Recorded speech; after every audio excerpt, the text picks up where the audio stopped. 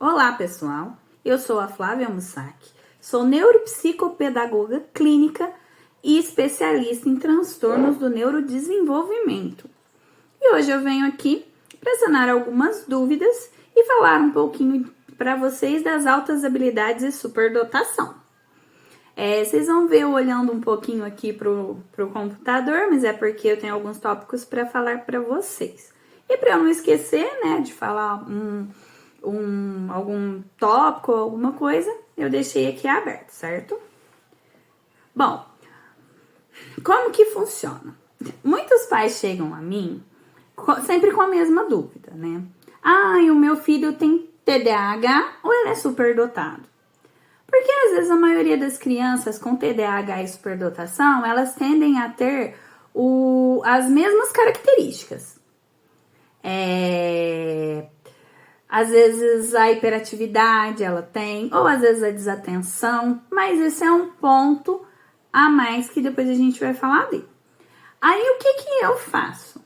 Eu faço as sessões, né, com os testes projetivos, testes de QI, né? São uma bateria de testes para a gente identificar o que essa criança tem, desde o TDAH até um autismo, tá? E como é feita essa identificação? Eu faço um relatório técnico, né, para a gente encaminhar para o neurologista. Na maioria das vezes, o que acontece? A mãe tem aquela angústia do que está acontecendo, que vê que o filho tá com algumas características diferentes das outras crianças, lembrando que todas as crianças são diferentes, ninguém é igual. Mas ela fala ali com o pediatra, o Joãozinho tá com dificuldade na escola, a professora fala que ele acha a aula chata, ele sai da sala, ele fala algumas coisas diferentes das outras crianças, essa aula não prende ele, ou então ele fica correndo dentro da sala de aula. E o pediatra vai ali encaminhar para um neurologista. O que o neuro vai fazer? O neuro provavelmente vai pedir um mapeamento cerebral e vai encaminhar para neuropsicopedagogia. Por quê? A gente precisa fazer a bateria de testes projetivos para encaminhar para esse neuro novamente para fechamento de diagnóstico. Então, as mães vêm até mim, né? A gente faz uma anamnese desde o nascimento da criança, porque são vários fatos que podem influenciar no nosso diagnóstico. Então, quanto antes a gente conseguir identificar o que essa criança tem, melhor a gente vai ajudá-la. Então, altas habilidades e superdotação é uma qualidade de processamento neural superior sustentável. Ou seja, essa criança, ela pensa mais rápido, ela entende fatos difíceis com mais facilidade.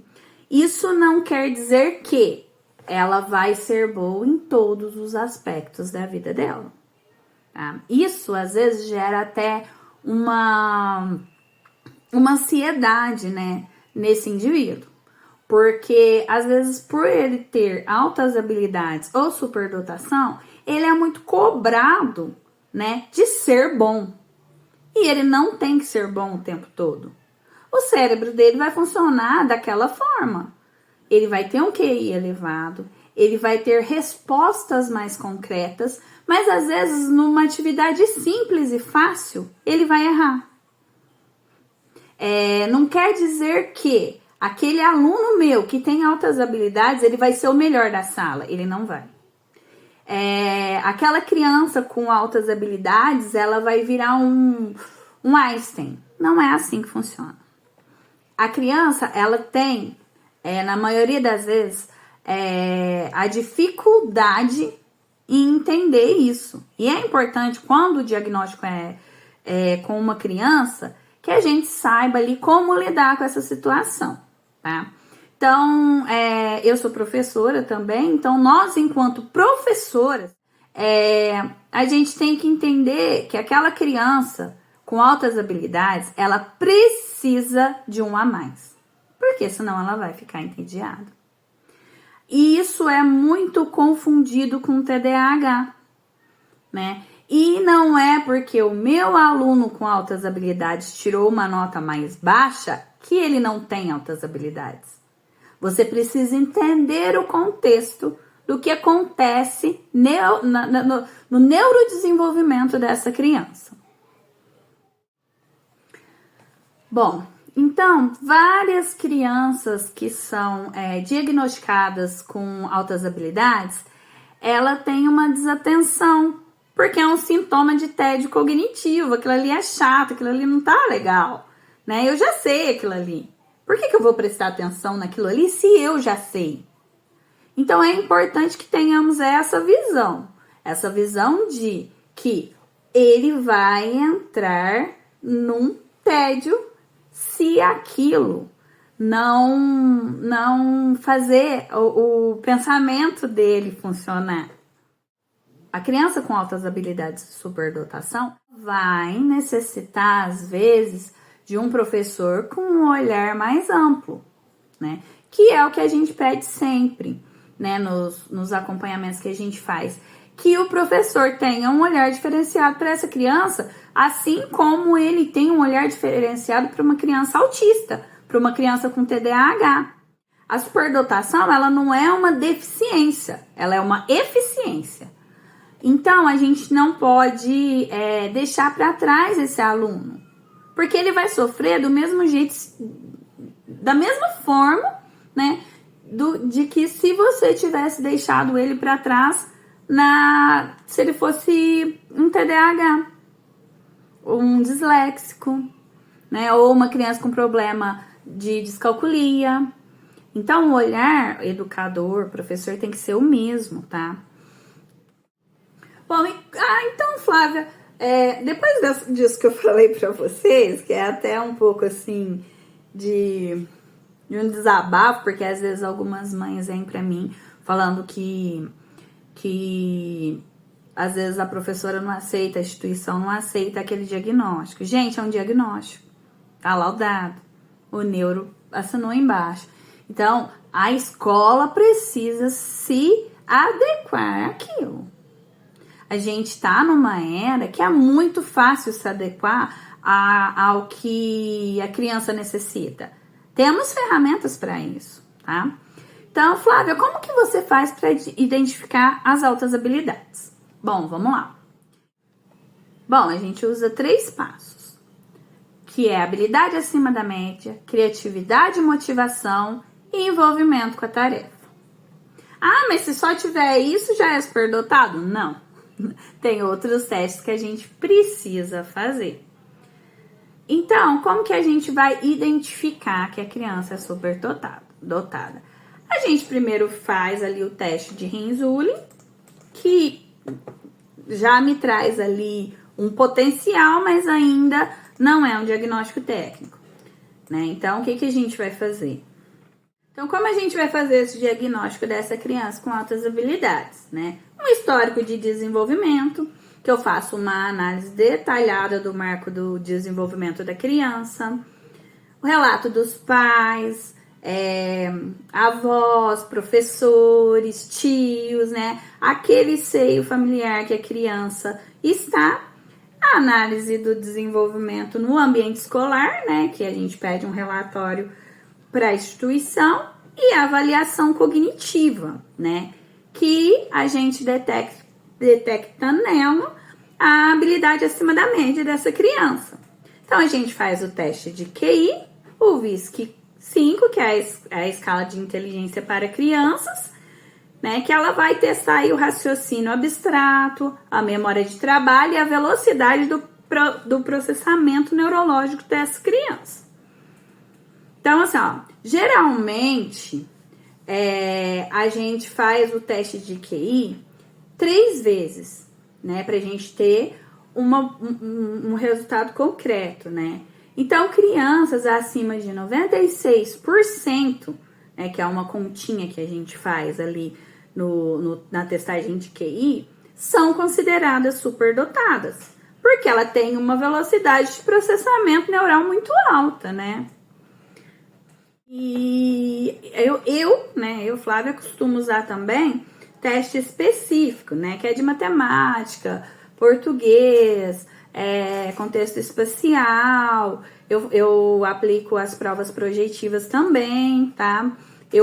A criança faz desenhos, eu faço perguntas do cotidiano que às vezes uma criança daquela idade não saberia e a criança com altas habilidades sabe, tá? E a gente faz o quê? Com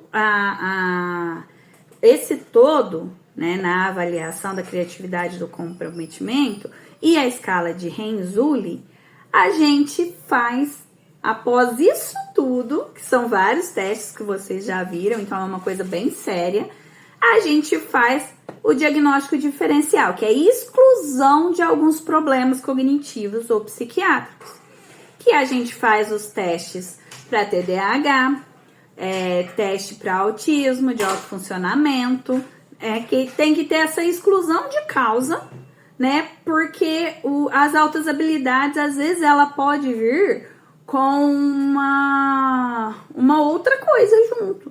Acontece. Então, ela pode vir com uma comorbidade. Pode ser uma criança com altas habilidades, mas com déficit de atenção, com uma descalculia. Pode acontecer. Pode acontecer. Então, o que a gente faz? A gente faz, com todas essas evidências, resultados de testagem, a gente fecha o diagnóstico, manda pro neuro, o diagnóstico técnico, né, no caso do meu, manda pro neuro e o neuro vai dar o diagnóstico clínico. Altas habilidades, infelizmente, ainda não tem CID. Então, a gente, infelizmente, tem esse laudo, mas não tem ainda um CID específico para as altas habilidades, né? Que é aquela habilidade acima da média. Então, o que a gente pode fazer? A gente pode fazer para essa criança um plano de intervenção.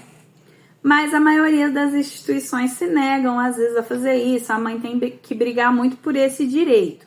Que a gente vai fazer. Que é obrigatoriamente pedido? O que eu peço? E obrigatoriamente a instituição tem que fazer, que é direito daquela criança. Mas ela não faz. Infelizmente, a gente não tem uma lei para isso ainda. Então, com todas essas evidências e testagens que eu apresento, eu monto um plano de enriquecimento curricular para essa criança. Falando ali como que a escola vai fazer para que ele não se entedie nas aulas, algumas atividades a mais, aquilo que as outras crianças já fazem, né? Às vezes uma criança com altas habilidades é muito fácil você lidar com ela na sala de aula, porque você pode colocar ela a ajudar um colega. Ela termina a atividade primeiro e ela vai terminar. E você pode pôr ela ali sentada com um colega, né? Ou às vezes você pode usar o hiperfoco, que a criança com alta habilidade, ela tem hiperfoco. Então você pode aí usar aquele hiperfoco da criança para ajudar ela, né, a aprender de uma forma diferente. Por quê? Porque o raciocínio dela é mais rápido. Consequentemente, ela vai precisar de mais conteúdo, né? Então é isso, gente. Foi mais um bate-papo rápido, tá? Espero que vocês tenham gostado do vídeo. Depois eu vou falar um pouquinho mais sobre as altas habilidades para vocês. A gente vai falar de outros problemas cognitivos também. Eu faço sessões online e presenciais, tá? Eu vou deixar linkado o link para o meu WhatsApp, para quem precisar marcar alguma sessão, tá bom, pessoal? Agradeço a atenção, né? Desculpa aí que foi um vídeo mais descontraído, mas é mais para explicar um pouco do que eu faço, e o canal vai ter outros vídeos, né, falando desse todo que é a cognição infantil, tá bom? Muito obrigada, até logo!